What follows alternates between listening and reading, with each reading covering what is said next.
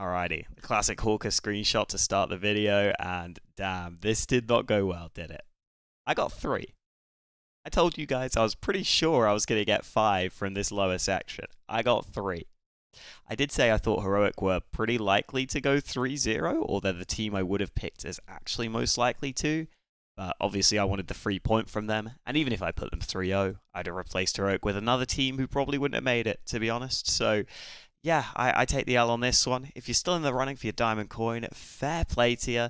You might not want to listen to me though. Listen to your gut at this point, but I will give you my thoughts and you can see if you vibe with them. I want to get this off my screen because this is a sad, sad sight. Let's go to the champion stage because there are some fun matches here. Let's start with Heroic FaZe. So Heroic, probably the best team in the world right now, probably the most consistent team. They definitely have the best map pool, which is really good for them in this series specifically. I don't think FaZe have been comfortable on a lot of their home maps. They've strayed away from Inferno in their recent series and gone for Overpass instead. And it's really hard to find a map that FaZe can pick here. I think the obvious aspect for Heroic is they have tended to drop off a little bit in the playoffs and in the pressure moments. And I think that will still happen here to some extent. The question is, how much do they drop off? Because I don't think it's been as bad for them lately. I think they're slowly getting more comfortable and getting better in the playoff games, in the pressure games as well. There are a couple of players specifically that seem to dip a little bit. I mean, Shush, I would say, seems to be a big one. And then I'm still waiting for Stown to be like a star and a player who can really step up in these positions because Heroic do lack that. And it is kind of hard when you're struggling in a big game like this if you don't have a guy who's going to be the guy who says, okay, I'm going to dig you out of this. It seemed like it was Yabby for a little bit kind of doing that, but I don't expect that to be consistent necessarily. Meanwhile, for FaZe, the question is, can FaZe even drag this into the deep waters? Because they got blown out by Heroic in the group stage. They lost 16-7 on Inferno, which is meant to be one of their maps. It might have been one of the reasons they went off Inferno, to be honest, because they started picking Overpass in this tournament instead of the Inferno. I think for FaZe, you would have to say Brokey's been playing incredibly well, and I do still think that Rops is stepping up to a fantastic level on this team. It seems like he's taken a real leap forward in his game recently. But then some of the other stars, I don't know why we haven't seen Twist show up. I don't know why we haven't seen Rain show up to the level I was hoping. Rain is normally the big event player. Maybe he can do it here in playoffs. There's definitely a very real chance of that. But the question I'm concerned with is, can FaZe get to the point where they bring a game close enough that Heroic are in trouble? Because normally against almost any team, you would say FaZe can take it close. They always seem to at least make it a close game. Against Heroic, though, I don't know, man. I don't know if they can even do enough to make this close. I just don't see a good pick for FaZe at all. Whereas Heroic kind of can go anywhere with the map pool. I really think Heroic are going to win this one. Even if I do think they sometimes struggle in these pressure moments, I just think they've been starting to improve lately. I do think FaZe have historically had a pretty decent matchup against Heroic, but I still think Heroic are just enough above FaZe that I don't think it's going to matter here. I do have to take Heroic, and I mean, listen, that's kind of scary because FaZe the kind of team that could win the whole thing, and I could be out of the running instantly, but that's what I'm going with. Monte GamerLegion, bit of a coin flippy matchup in some senses, but I think based on what we saw throughout these earlier stages, Monte looked pretty damn legit, to be honest with you. Out of these two teams, Monte looked more legit. I mean, they obviously got the win against Na'Vi, which was pretty convincing. But also, the series against Vitality, mate, they played Vitality so close. Their nuke is really good. I think, obviously, you look at Boros on this team. He is brilliant. And I also think their style can work pretty well on the stage because I don't think they rely on a lot of intricate details in rounds. I don't think they rely on, fantastic team play. I think they're a pretty loose team, and that can lend itself to this sort of stage. As long as the players still make those same sorts of plays, it's a lot more easy to mess up nades and timings in these scenarios. And I don't know if Monte are going to have that problem. I think their style actually can work pretty well on this stage.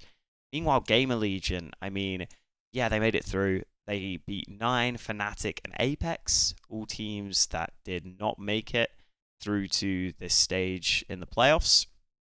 Whereas obviously, Monte also beat Furia and Fnatic, and then that win against Na'Vi in there. I just think overall, Monte, I have slightly more faith that they will show up.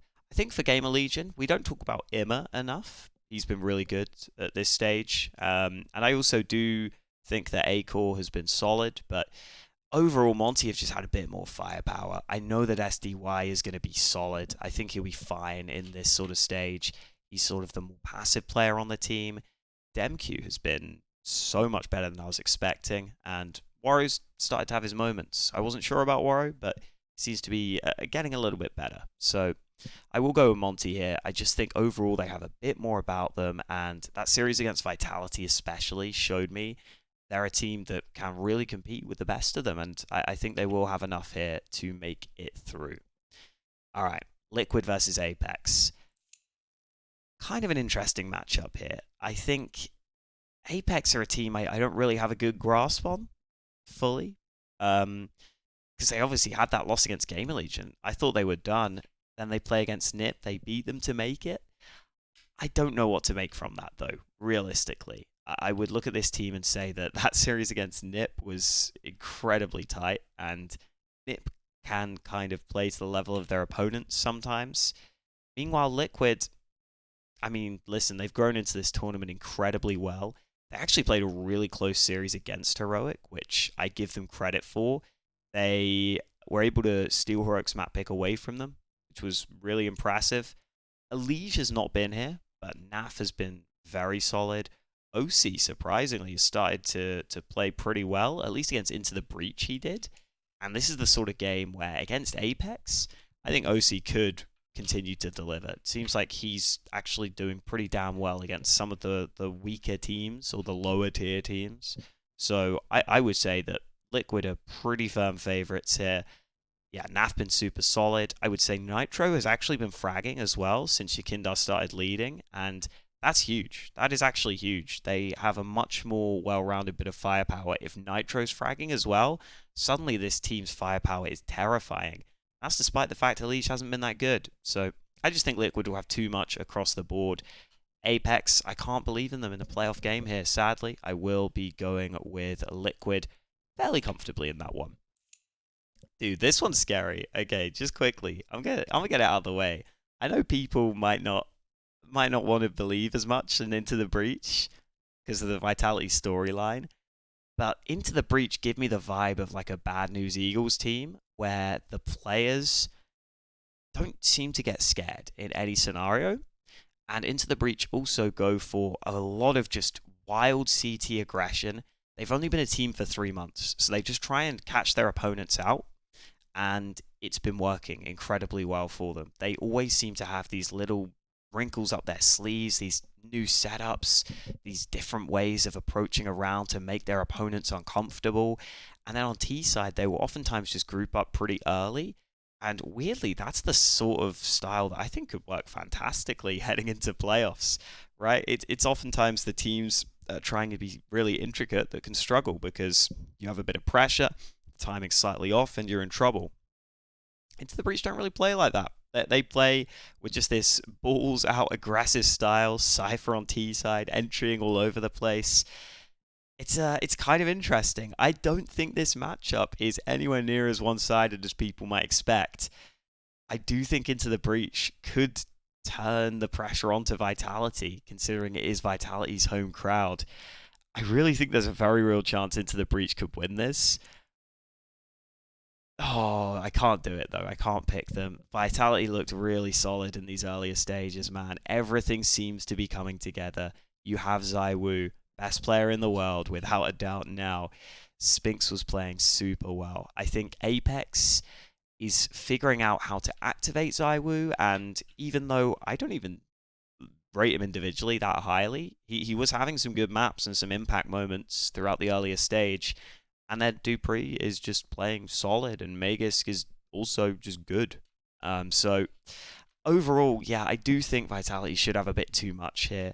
I think especially the player to watch is ZywOo in this series. If ZywOo on the AWP can just shut down some of the fast and grouped up plays from Into the Breach or the aggressions, as long as he plays to the level we expect, I do expect Vitality to take this. And these are kind of all the favorites I've picked. I mean, apart from this one, which is kind of a coin flip.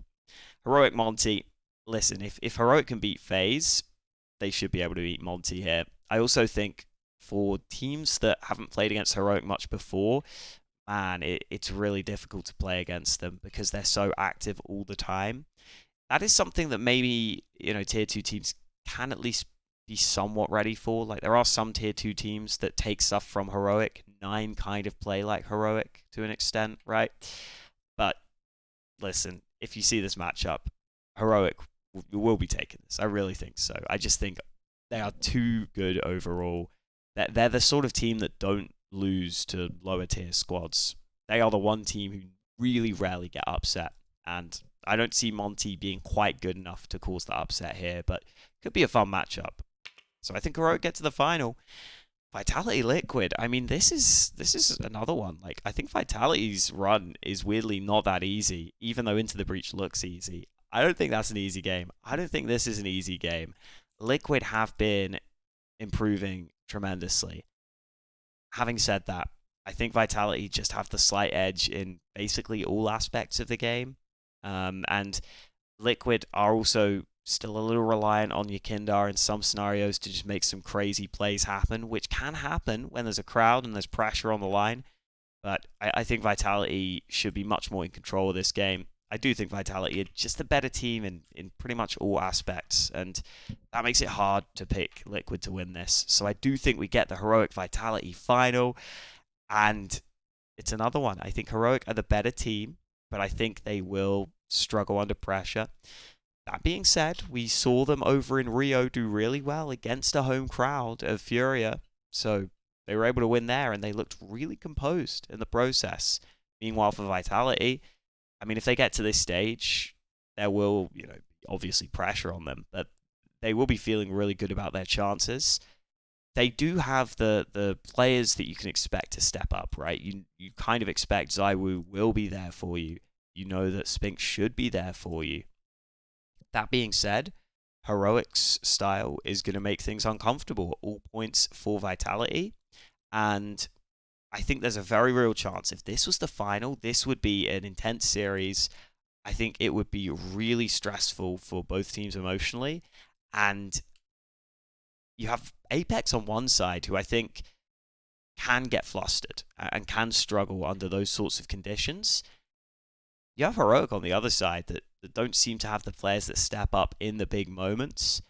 But I do think, as sad as it is, you want to pick Vitality here, but I just think Heroic might just have the ability to do this. I know that this is a rematch from what we would have seen over in Rio, and I know Vitality won on that occasion. But I do get the feeling with Heroic right now, they just look incredibly classy. They just look really well-rounded. And, oh man, the only thing I'm thinking about here is, even though I've seen the signs that Heroic can be good in playoffs, I think they will drop off a bit, but I still think they're this much better than Vitality that I don't think that will matter. The only thing that scares me is I did this similar thing where I thought Cloud9 would win Rio. I thought it was their time to banish their demons of struggling in playoffs. They didn't do it. But the thing is, I think the Heroic struggling in playoffs thing is pretty overplayed. I really do. Like, you look at the tournaments like Katowice where they lost against G2. I don't think they played badly there, really. I think they actually stepped up and delivered a great grand final. I even think in Rio they were competitive. I do think Heroic are going to do it. This one really, I think, comes down to your gut feeling. And for some reason, I just feel like maybe it's because of how this major has gone with all of the crazy upsets and feeling like nothing can go with the romantic storylines. But I am going with Heroic. I think Heroic are going to get it done. I just think that, they are that level above, and I don't think they're dipping in playoffs as badly. Yes, Vitality looked good, but that series against Monte, man, like, that was really close. Monte showed that Vitality can be pushed, and that's by Monte. So I think Heroic have got this just based on how clean they made it through the earlier stage. Yeah, they played close against Liquid, but I think that was still overall like a comfortable enough series where I'm locking it in. I'm going with Heroic. It's tough. It is tough, and I think these playoffs can be a lot of fun. If it goes like this, I will be thrilled. I will have a lot of fun watching. Let me know what you guys think. I'm so curious. Heroic Vitality in the final there for me, that is very much like a 55% Heroic. So I could easily be swayed on that one, honestly. But let me know. And yeah, man, let's get the playoffs. I think they can still be good, okay? Make sure to tune in because we all want to see that Vitality miracle run. And who knows? Maybe I'm just jinxing Heroic. So Vitality do win. All right, guys. Thanks for watching. Let's get into those playoffs.